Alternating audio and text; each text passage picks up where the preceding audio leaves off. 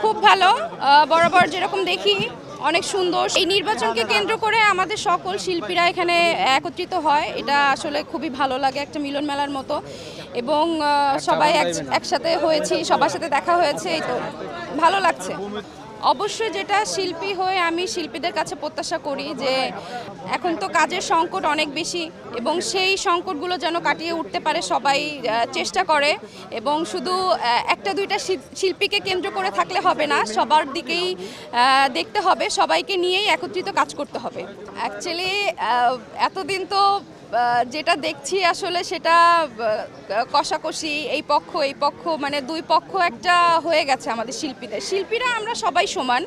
আমি মনে করি যে আজকে একজন হারবে, একজন জিতবে, যেই হারুক আর যেই জিতুক না কেন সবাই কিন্তু আমরা শিল্পী। যারা জিতবে তাদের কাছে এতটুকু প্রত্যাশা করব, যারা হেরে গেছেন তাদেরকে যেন প্রতিদ্বন্দ্বী না মনে করেন, তাদেরকে নিয়ে যেন একই পরিবারকে সাথে করে নিয়ে আমরা সামনের দিকে চলচ্চিত্রের জন্য কাজ করতে পারি। ভালোটা অ্যাকচুয়ালি সিনেমার সংখ্যা বাড়ানো এবং হলগুলো যেন আরও যত্নশীল হয়ে আরও হলের সংখ্যা বাড়ানো, শিল্পীরা একত্রিত হয়ে যেমন সরকারের কাছে আবেদন করা, এটা আমাদের সকল শিল্পীদেরই কাজ। তো যারা এই কেন্দ্র থেকে জিতবে তারা সবাই যেন আমরা এই হল সংখ্যা বাড়ানো এবং সিনেমা বাড়ানোর জন্য আরও বেশি পদক্ষেপ গ্রহণ করতে পারি। হ্যাঁ, গতবারও এরকম ছিল, সেম এরকমই ছিল।